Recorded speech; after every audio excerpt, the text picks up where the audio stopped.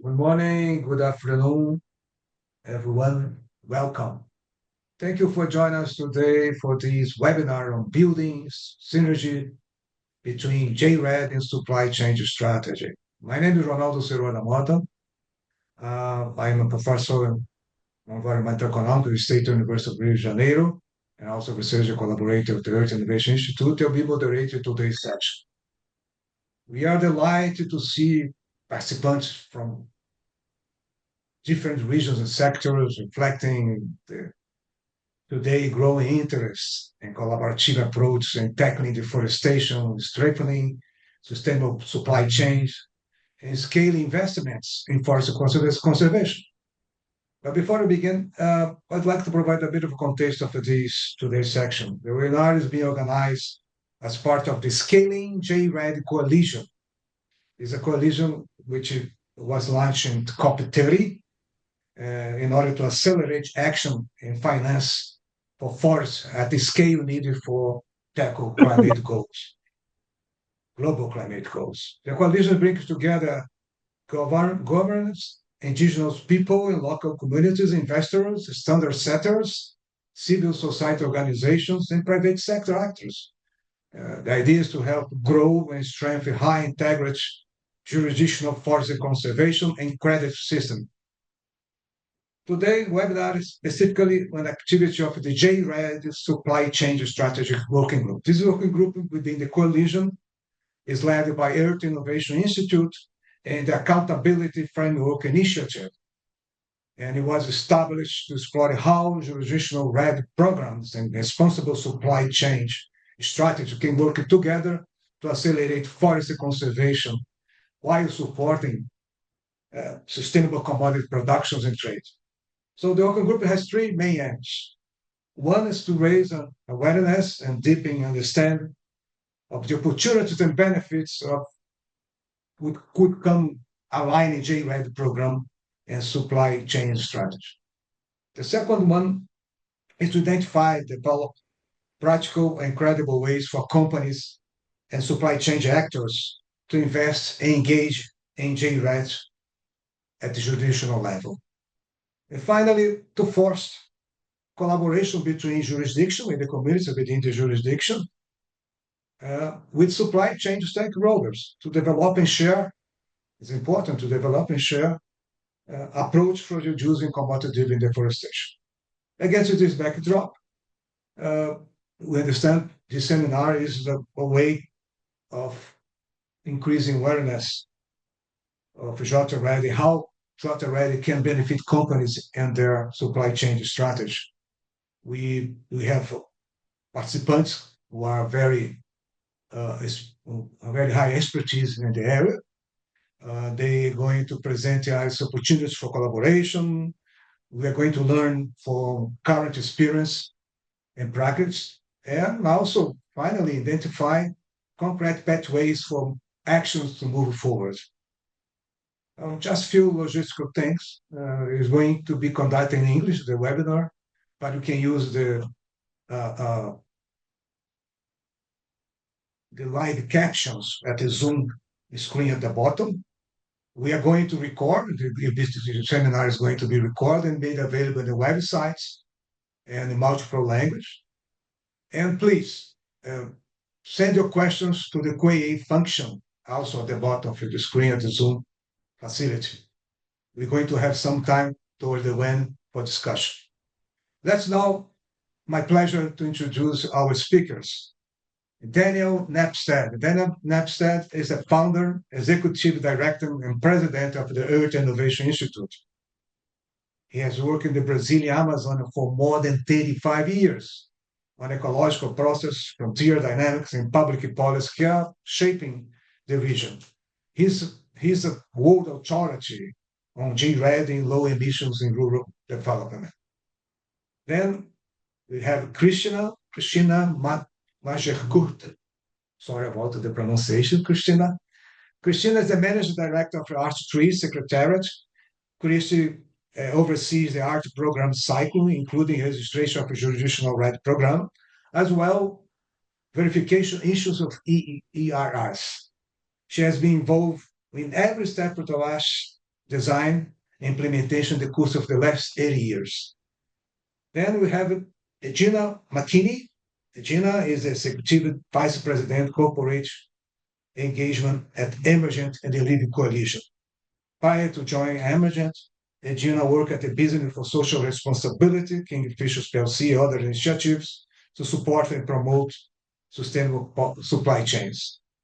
Then we come with Richard Smith. Richard is the Executive Director of the PCI Institute at Mato Grosso State, a private and non-profit organization that was established in the state to carry on the program Produce, Conserve, and Include, PCI. The PCI coordinates stakeholders, mobilize funding, supporting agriculture, sustainable agriculture, forest conservation, promoting public policy, managing projects you could advance environmental protection, economic development, and social inclusion. Finally, on the list, Simon Hall. Simon is the Director for Strategy Initiatives, Forest and Nature at the Walmart organization. He leads philanthropic strategy and supports corporate sustainability priority to integrate forests, nature, climate, and people. Thank you all five for being here with us and sharing your expertise and perspectives. And let's start with Dan Abstract, who's going to give us an overview about those opportunities on linking JREDD and supply chain strategy. Please have the screen, Dan. Hello, everyone. Wonderful to have this opportunity to discuss this really important issue. I think Tawani is going to pull up my presentation. My role is to really set the context for the discussion that'll be pursued deeper in various angles by the other panelists. This is a preview of a primer we'll be releasing in a few weeks, trying to interpret jurisdictional REDD for companies and what are the opportunities for companies to engage with jurisdictional REDD and to have benefits from jurisdictional REDD. Next slide, please. First, I think everyone has seen this graph. It's bad news. The annual loss of tropical primary forests, this is Global Forest Watch data, the trend is going in the wrong direction. Even deforestation has been persistently high, and we have this new phenomenon of wildfires during extreme drought years that in some years is almost affecting as much forest as deforestation. There is a bit of good news, though. Next slide. Proximo. And that good news comes from a different type of data that measures above ground biomass directly. You know, there are companies like Glorious Geospatial, the source of this data, other companies that make these maps globally. And here the green part of the graph is uptake, okay, gains in carbon by forests or tropical forests around the world. The red part is loss. So that's where deforestation and degradation are causing carbon to go into the atmosphere. The good news is that these two are almost balanced as the area of damaged and regenerating forests gets bigger and bigger every year. That also means that if we take emissions down significantly, this could become by far the world's biggest climate solution over the next 10 to 15 years. Having the emissions would mean that tropical forests are absorbing 12 to 15% of global emissions of carbon from all human activities. Next slide, Proximo. The central tenet of this webinar is that to realize that potential of the tropical forest climate solution, we need to bring the two main strategies for getting us there together. We need to find ways of harmonizing these strategies, for linking them synergistically. And that is the theme of our working group, and it's the theme of this webinar. One of the challenges is that there's a lot of confusion about what jurisdictional REDD is. And my role here is to try to clarify that a little bit and to to point us to some of the ways companies can get involved. Next slide, Proxima. To define it succinctly, we can say that jurisdictional REDD is a mechanism for structuring and funding regional transitions to forest-friendly, equitable rural development. And it was launched in 2007 in the Bali COP, really in recognition, creating a mechanism for developing countries, many of developing countries where most of their emissions come from land use change, to give them a very significant role in the global climate solution. Next slide, Proxima.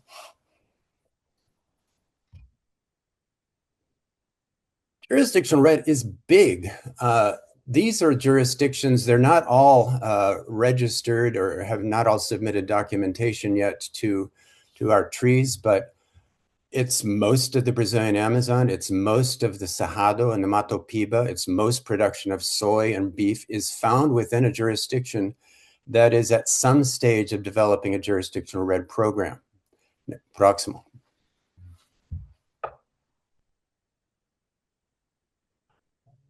JREDD is evolving.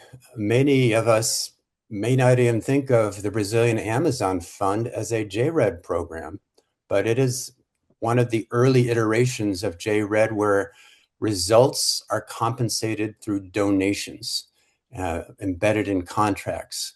But today we now have, via our trees, we now have some emissions from Vera JNR, market-ready credits. It's a very different type of JREDD. And I think it's important to point out that there's always a lag, right?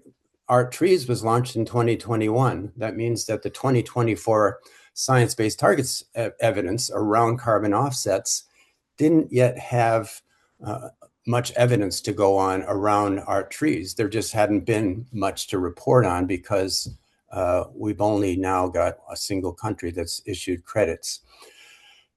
Next slide, Proximo. It is simple, it's not restrictive, and it's focused on public policies. And I think in all these ways, it's quite different from independent private REDD projects. Credits are based upon collective state or nationwide performance. They're not assigned to individual properties. They're not assigned to individual communities. And there are no restrictions placed upon communities or farmers. That's one of the huge misconceptions about jurisdictional REDD. It doesn't take away farmers' right to legally clear forests. Participation is voluntary. No one is imposing upon you. These are all things which are by no means broadly understood, as we can see in Brazil right now. Proximal.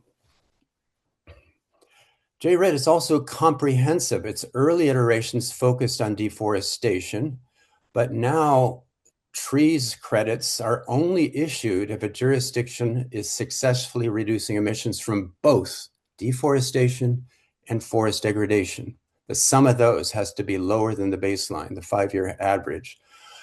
And then once those are achieved, once those reductions are achieved, then removals can also be the basis for additional credits. So when we remember that slide of the losses and the gains starting to get very close to each other, this is a mechanism that addresses the main fluxes of carbon to get us there, to move that net line above zero. Proximo. JREDD, this is from an analysis we're currently doing of the 28 jurisdictional REDD jurisdictions that have documentation that are moving through the accreditation process. Reference levels are adjusted downward every 5 years, not as a moving average, but as a new average based on the previous 5 years. That is a very conservative baseline.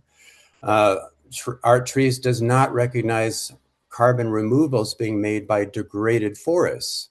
That is a very big flux of carbon going into vegetation in many regions. Deductions for leakage, permanence, uncertainty often exceed 40% of the potential credit pool. And we've found that in many cases, that's a very conservative deduction. countries does not account for rising emissions caused by climate change. Some jurisdictions, they do a great job in slowing deforestation, and then along comes a mega drought, and even though they're putting a lot of money into controlling forest fires, it's too much, and that is not really accounted for. So these are not criticisms of our trees. They're just to point out that in a world where there's a lot of criticisms of REDD credits, that criticism does not really apply to our trees for almost any issue you bring up. Next slide, próximo.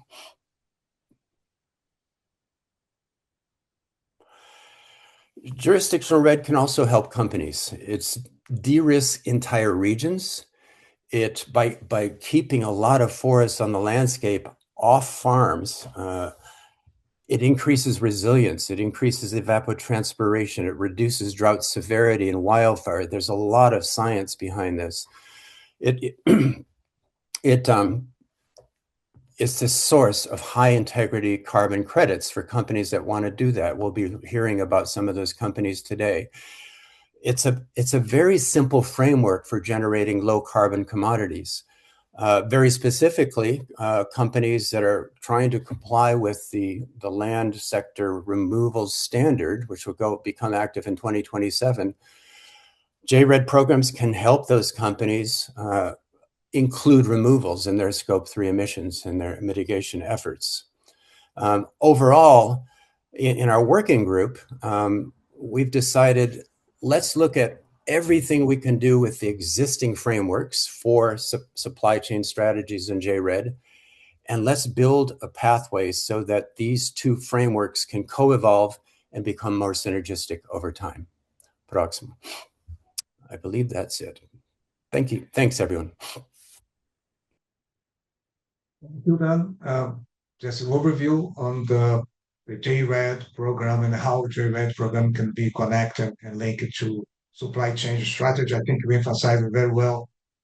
I think JREDD is able to overcome some great criticism we've been seeing on REDD, independent project activities and credits.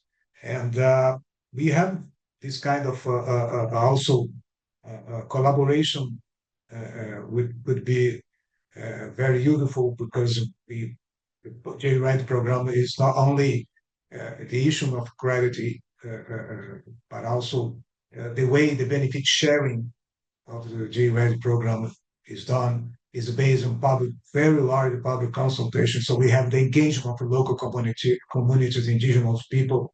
It is a very good opportunity for supply chain strategy. Thank you very much, Dan. And now I turn to Christian Mascherkurt from R-Trace. And Christian, thank you again for being with us. We're going to have in this next speakers a different approach. We're going to be very informal.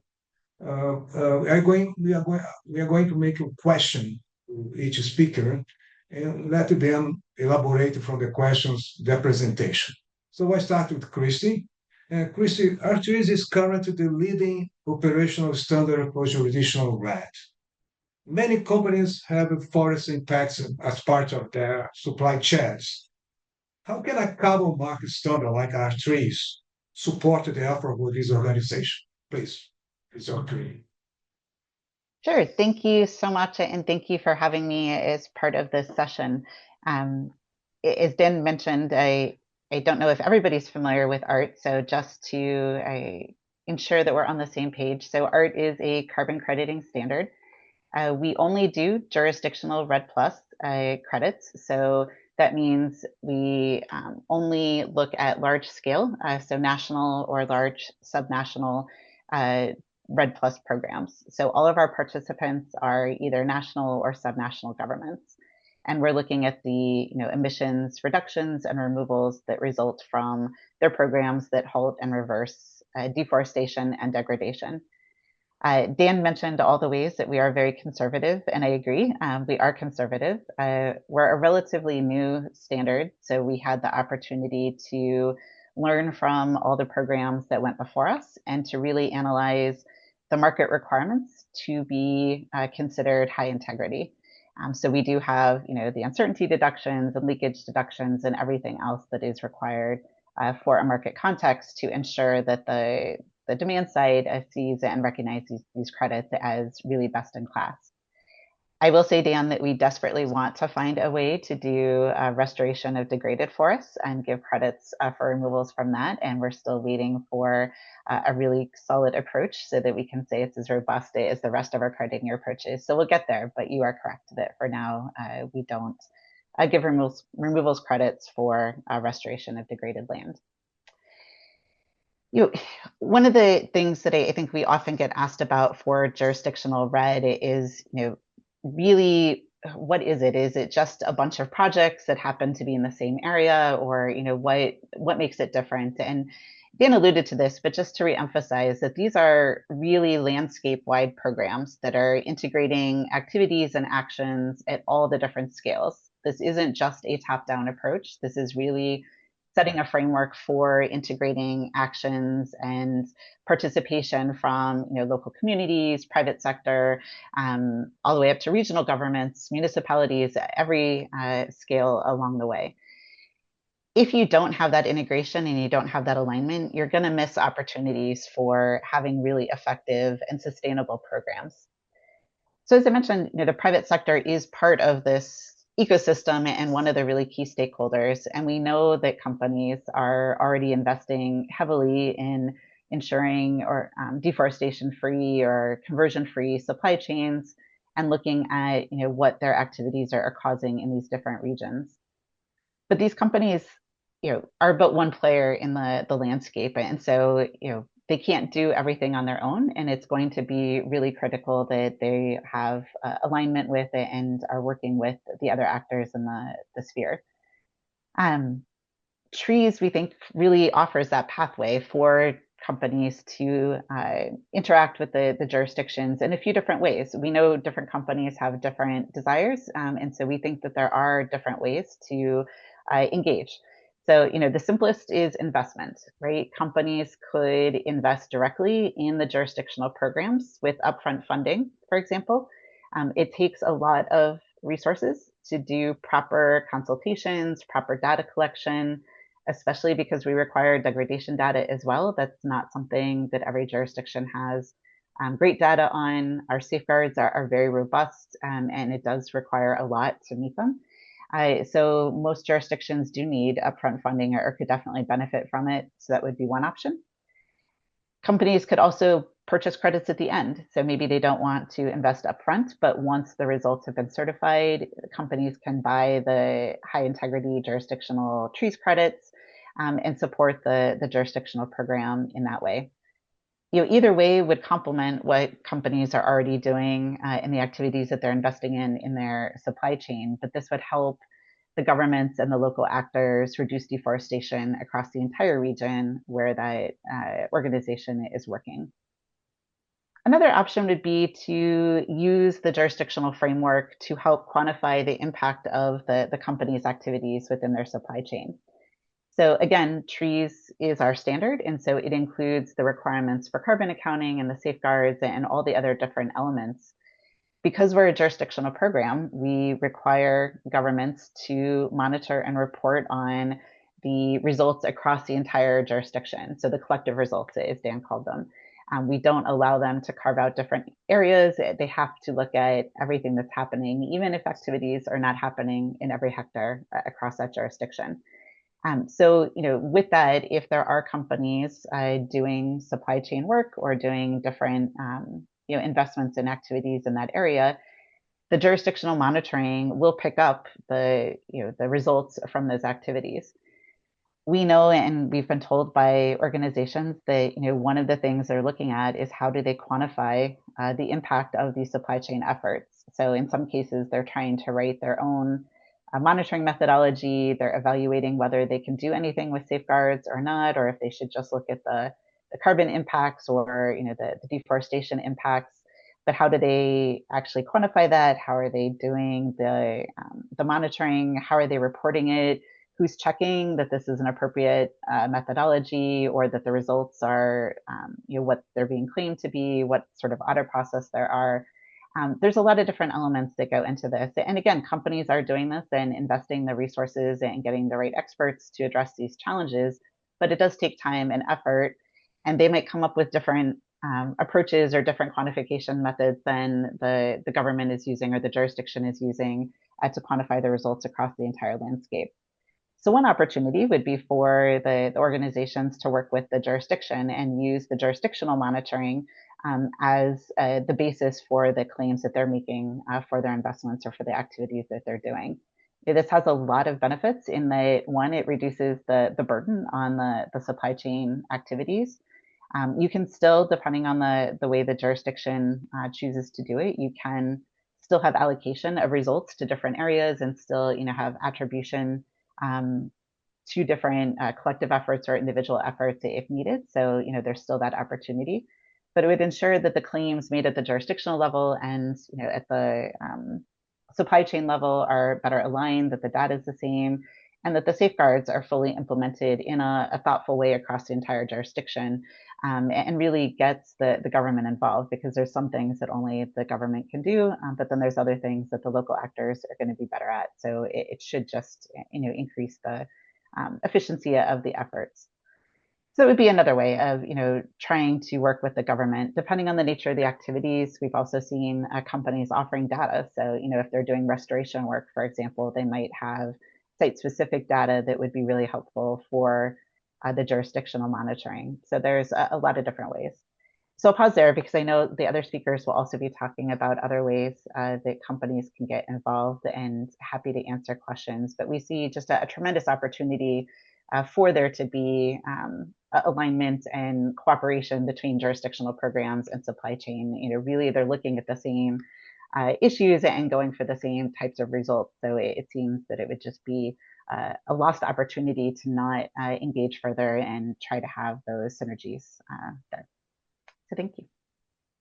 Thank you, Chris. I think we put it very well, very well. I think the jurisdiction will give us the management of the landscape if you are working the landscape approach, and companies may benefit that, not only investing, promoting the JREDD in order to, and then perhaps have some good high integrity credit, but also they may benefit from economies of scope, because monitoring of the jurisdiction, the alignment of public policy in the jurisdiction allows you to be there and share with others, the stakeholders, and reduce your costs. Thank you very much. I think this is a good message. And before I move to Adrian, I'd like to incentivize you to go to Q&A and make your questions. Remember, the questions is going to be through the Q&A, and the end you're going to have a time for discussion. So Adrian from Emergent, Adrian, thank you again for being here with us. The question for you is: the LEAP coalition was created large-scale demand signal for high-integrity forest credit, as I mentioned before. This is the main message of JREDD, which overcome the criticism you have about REDD initiatives. How does the coalition work in practice? How flexible it is? How organizations get into and benefit of all those things Christian has mentioned before? Great. Thanks, Ronaldo, and hi, everyone. I'm happy to share a little bit more about the work that Emergent, the nonprofit coordinator of the LEAF Coalition, is doing, and how the model works, and companies and jurisdictions can get involved. So the LEAF Coalition, taking a step back, it was launched back in 2021 as a public-private partnership, really trying to address both the scale as well as the pace of the challenge in and around halting and reversing tropical deforestation by 2030. And of course, meeting the critical goals that Dan outlined at the start of the call, both in terms of climate and nature, but also the needs of society and business for resilient agricultural supply chain and economic systems. So our mission at Emergent and via LEAF has really been to mobilize the finance that's needed to fundamentally support, and in some cases shift, the economic incentives on the ground that support pathways for economic development that's ultimately based on healthy standing forests and of course, thriving local economies and communities. And the primary way in which we've been doing this is through mobilizing a new market for jurisdictional REDD Plus forest carbon credits. So essentially connecting forest country governments that are delivering these jurisdictional programs and verifying the results to the high integrity standards like Art Trees that Christy just took us through, connecting those governments with companies that are looking to deliver on either their climate, net zero, nature, or supply chain wider sustainability goals. So the way in which those transactions work is that as a nonprofit, our goal is really to maximize the proceeds, maximize the revenue from these transactions to stakeholders on the ground at the forefront of this work in forest countries. So ensuring, as per agreed benefit sharing plans that are developed in consultation with local communities, indigenous peoples, private landowners, et cetera, that proceeds are distributed according to that pre-agreed plan, but also reinvested into sustainable development, including things like forest protection, sustainable land use management, et cetera, that enables jurisdictions to both continue as well as raise ambition around these goals. So at the start of LEAF, the priority or the original sort of starting goal was to really send a strong demand signal to forest governments that corporate demand, that corporate commitments exist to support these types of programs. And that resulted in a $1 billion US dollar public and private sector commitment to support these types of transactions. Within LEAF, we have around 30 corporate participants.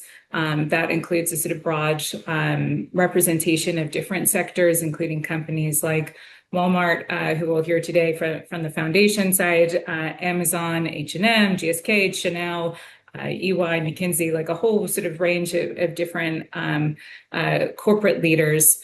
And importantly, we also take a public-private approach. So we have donor funding from the UK, Norway, the United States, and Korea that participate in these transactions and help to de-risk them both for the forest country governments as well as the participating corporates. So to date, we've signed 6 agreements. Those spanned forest jurisdictions in Latin America and Brazil, Asia, Nepal, and several others in the pipeline, and in Africa with Ghana, and several others coming through. And that has potential to deploy over 300 million to these jurisdictional programs. We have the first issuances from Costa Rica and Ghana just sort of imminently in the upcoming weeks and months.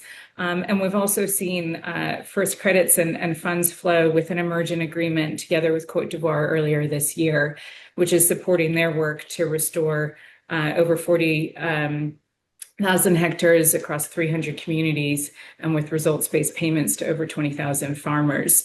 So we're really looking now to scale with more agreements and growing private sector demand. And I think coming to that question around sort of flexibility, I think from the corporate perspective, many of the companies that are engaged in this approach are doing so, really to take a leadership approach to their climate goals, leverage high integrity credits as part of their net zero strategies.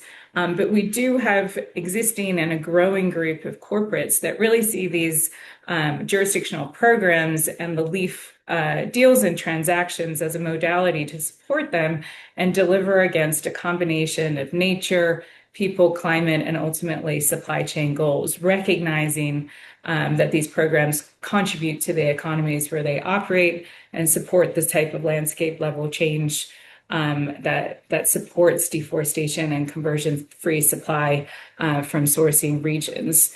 So those companies can contribute to the transaction without taking title necessarily of the carbon credit, and which is essentially the unit of transaction and a high integrity one to do so, and ultimately help to pool their finance with other companies to really support the flow of funds to this work on the ground to help sustain and scale maybe the existing in value chain work that they're doing and are encouraged to do.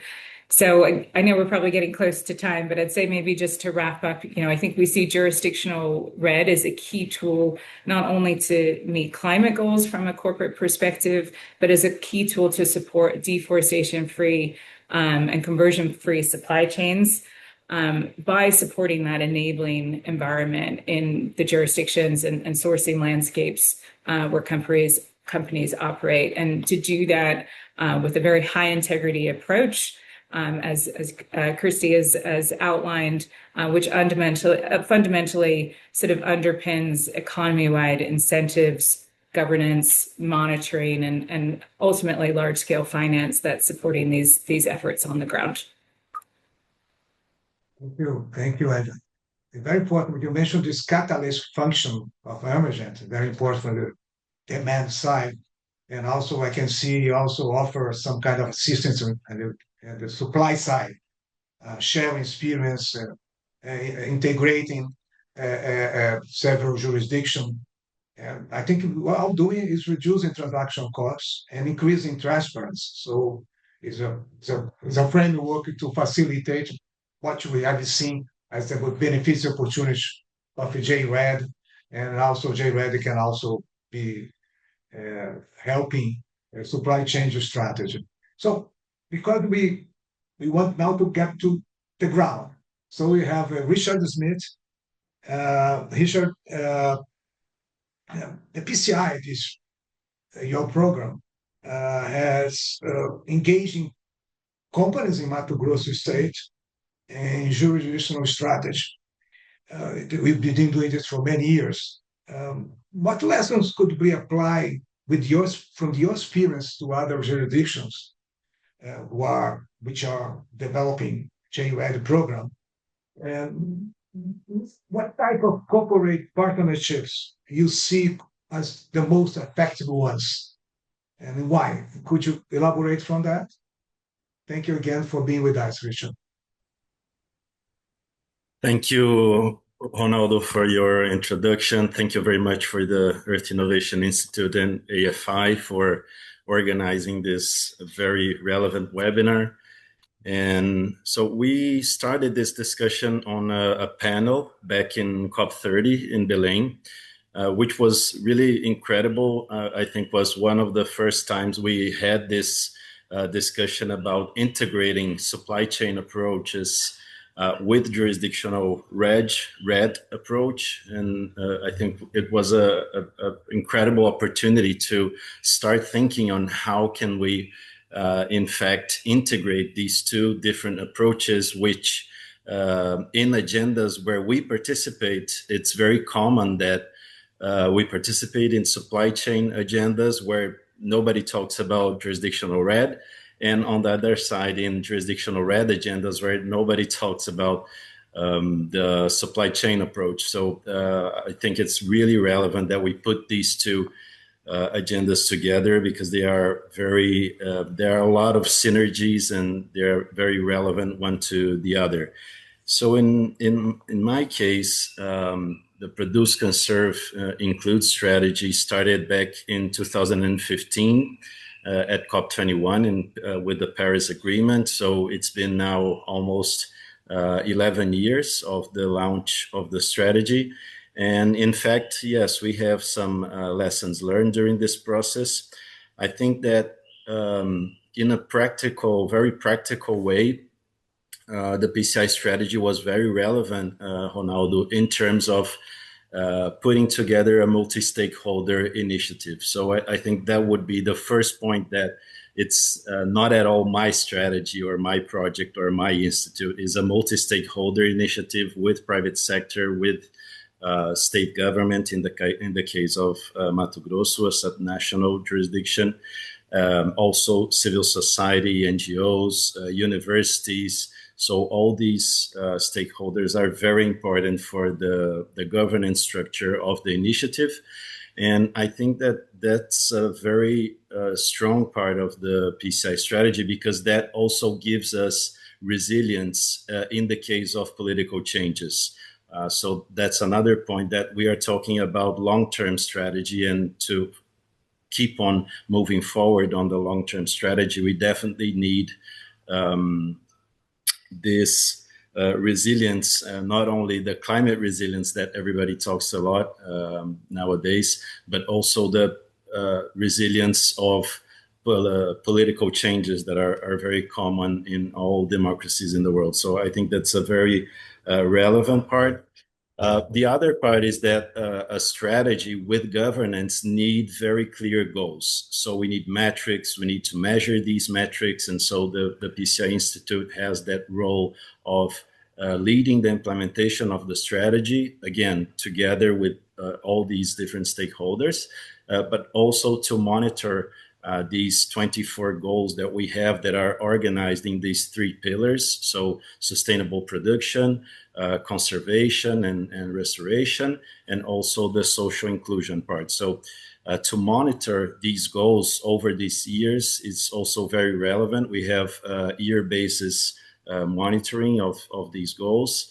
So that's also a very relevant point in the PCI strategy, and it's obviously very relevant under the R3s and under the Leaf Coalition initiative. I think that these are common points between us. And so in the jurisdictional scale initiative, we also need some practical actions and projects going on the ground, because it's very hard to keep the governance, to keep stakeholders and leaders engage in the process if they don't see investments, if they don't see real concrete actions on the ground. So that's where we have a strategy that goes into the municipal level action. We call it Pactos PCI in Portuguese, or PCI compacts in English.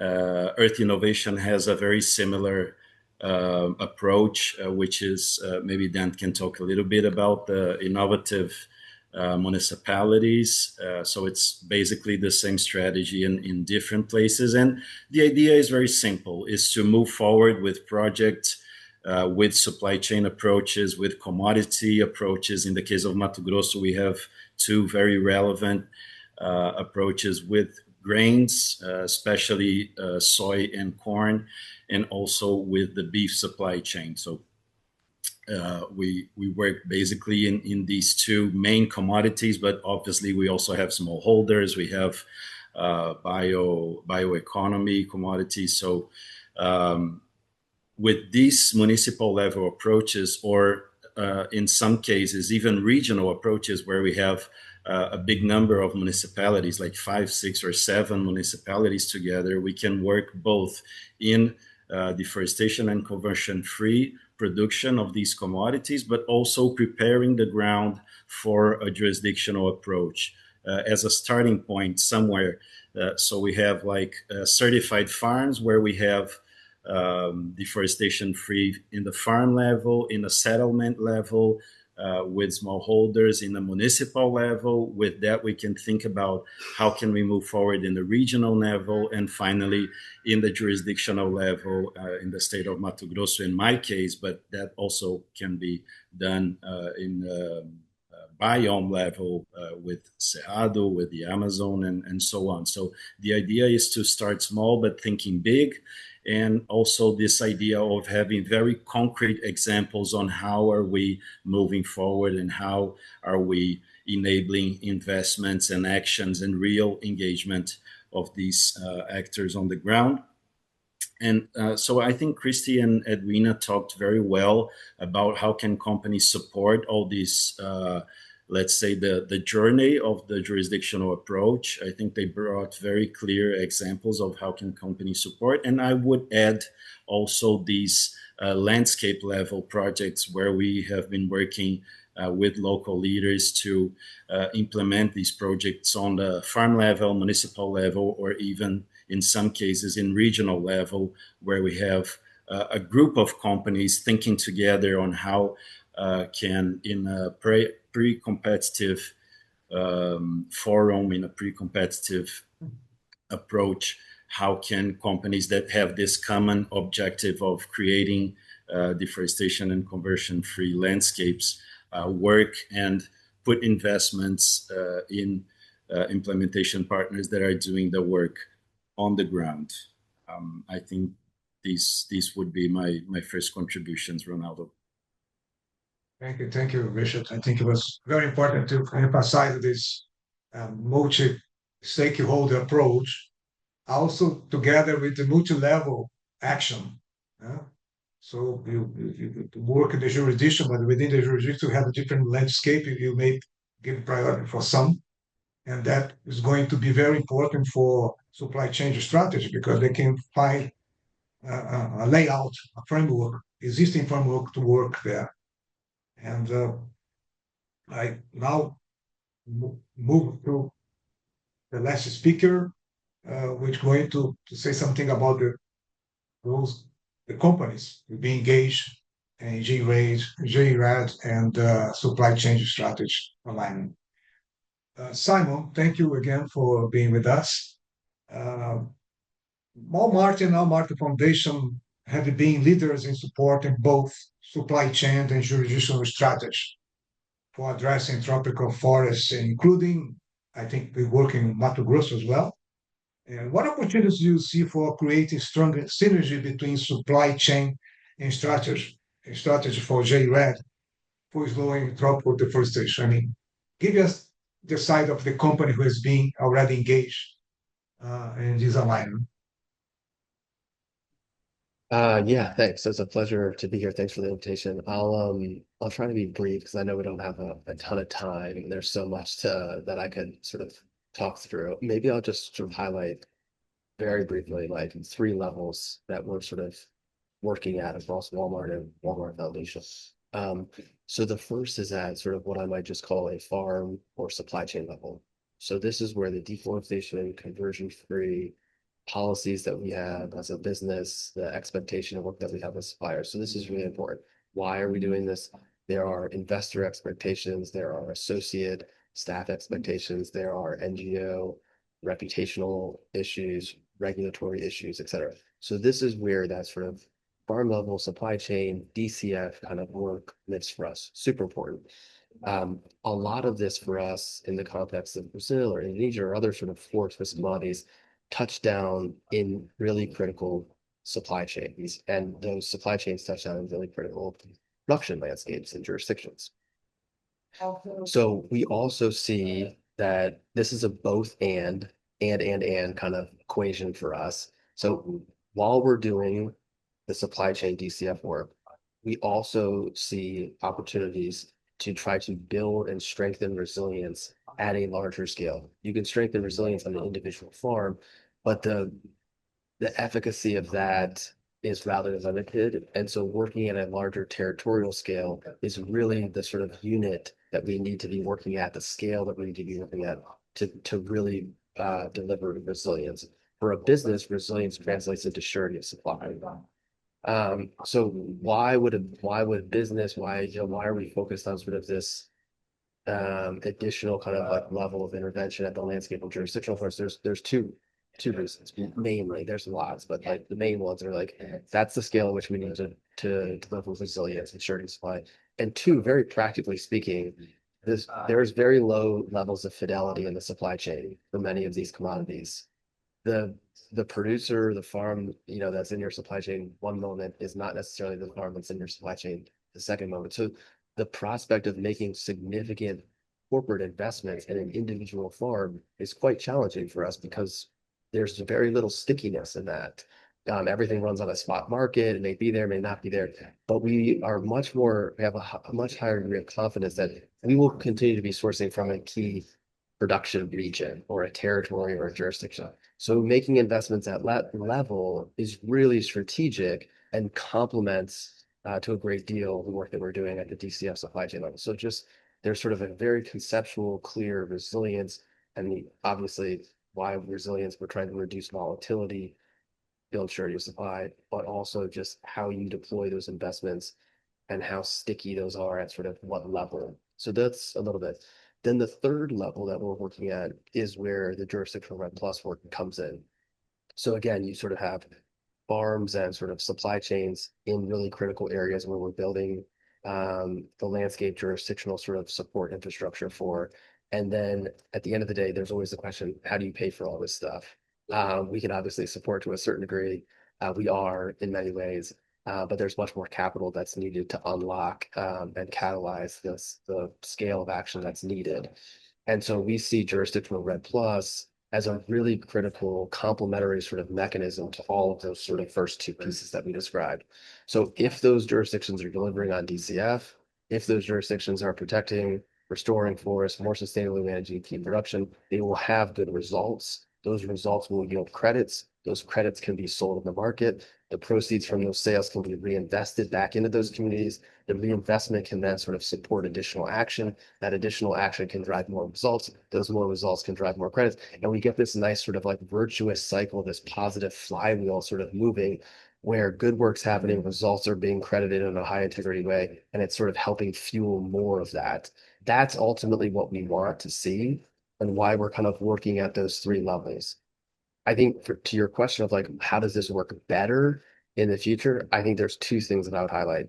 One, we need much clearer ways for companies, the private sector at large, to get credit for those types of things. Like if you're using jurisdictional REDD Plus as a complement, not as a substitute, but as a complement to this other work, how does that show up? How does that get recognized in the SBTIs, the GHGPs, the TNFD, all of those different frameworks? How does that get recognized and rewarded and incentivized? The second piece is I think we also need to expand the aperture around jurisdictional REDD Plus in the sense that, yes, credits get transacted.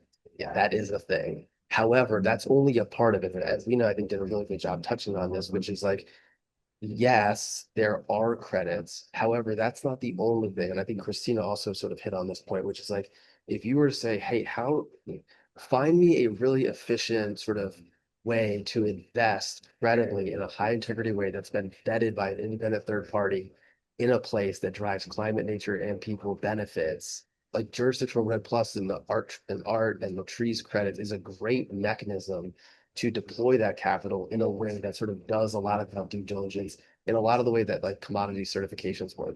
I don't have to go and audit all the farms and do all of that sort of hard work myself because I trust in the product that exists and I can just use that as a way to deploy resources in a really efficient way.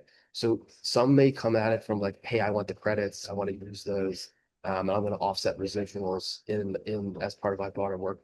Others may come in and say, hey, I just want to be able to find a really efficient way to invest in this place because I care about climate, nature, and so the commodities that I'm sourcing in. And credits are just a mechanism and a means to help enable that. And I'll just retire them with the host jurisdiction, like right off the bat. And we can sort of think through what are the soft claims around that are sort of like mitigate, offset, but you still get credit and you still get to say something for what you're doing. So I think like it's like get credit in the climate frameworks and then figure out sort of this narrative around how we use these mechanisms for maybe a slightly different sort of way that we've traditionally thought about credits and offsets and all the baggage that kind of comes with that. So I'll stop there because I know we're short on time, but hopefully that's some helpful context about what we're doing. Thank you very much, Simon. I think we did a very good job because we emphasized the catalyst function of JREDD, and also we also emphasized the complementary aspect of JREDD for supply chain strategy. This is important. And presenting your experience, you showing this is business also is part of approach for reducing community-derived deforestation. So we have, thank you again, Simon, for finishing this presentation, putting all together where people have been already saying here. You have several questions. I'm afraid our time is running out. I would say that well, the recording of the webinar is going to be available, and also we have time for one or two questions, perhaps. First of all, I'd like to ask you, Chrissy. Chrissy, so many questions to you about the R3s. Perhaps you could say something about where those maybe those questions could find any website on your report, some answers for that. Absolutely. So I felt very popular as I saw all the Q&As come in. So thank you for all the great questions. In 3 minutes, I am not going to be able to cover all of them. I am pretty sure that my contact information is going out with the webinar stuff. So please feel free to email me directly and happy to send you the different resources. Super quickly in 3 minutes, trees does not require 1 nesting. minute, 1 minute, 1 minute. 1 minute, okay. Sorry. But what I will say is trees does not require nesting. So it is absolutely permissible and allowed under jurisdictional REDD Plus to have private sector projects that are crediting under different programs. There are many reasons why that could be really attractive for both the jurisdiction and the private sector. What we require is that there's no double issuance. So we do have requirements around ensuring that we're not double crediting there. With that, there are different opportunities for trying to align methodologies. Again, we don't require it though. We have no control over project standards. So we have different ways that we've seen governments address those concerns. Trees is agnostic. What we require is that the jurisdictional governments and the stakeholders get together and decide on an approach that works best for them, whether that is actually having nesting or no nesting and avoiding double counting. It just has to be done in line with our safeguards. So it can't be a unilateral decision and everybody's rights have to be respected. We don't feel like we're the best ones to tell you how it should work in your jurisdiction, which provides a lot of flexibility and a lot of different opportunities. But that is 1 minute. So there's obviously, I could do a whole hour on nesting and double cleaning and things like that, and happy to talk more, but I will pause there. Thank you very much. Okay, look, we have one specific question. If Simon and Adrian could just give you a half a minute. People saying, how can we get credit? How can we buy JREDD credit? So just make an advertisement here, just very quickly, please. Email Edwina and get connected to the Leaf Coalition. Okay. There we go. Thanks, Simon. Super efficient. Yeah, happy to field any questions and interest to get involved. We highly welcome it and hope you do. I think, Richard, you also could be available where you could share your experience. Thank you very much. And I just going to say that all the questions will be taken into account. You're going to reply then. You're going to make not only the recording, but the replies of the questions. And I just give you just last minutes for them to wrap up and give us some idea about where do we go from here. Thank you, Dan. Please please close the section for me. I'll do the 20-second version. I think a big message here is this space is evolving. It's co-evolution. To bring these two frameworks together really requires dialogue, sitting down, understanding the perspectives and how the other framework works if you're on one side or the other. And I'm really leaving this discussion today very optimistic that we're at a point now where we're going to see these two frameworks really find more and more synergies, more and more linkages, because they're not static. They need to evolve, and I think we're all part of that process. So thank you all for your participation today. Back to you, Ronaldo. I got to say again, thank you all. Thank you, not only the participants, but also those who've been with us for this hour. Bye-bye. See you next time. Thanks, everyone. Bye. Thank you. Bye. Bye-bye. Thank you.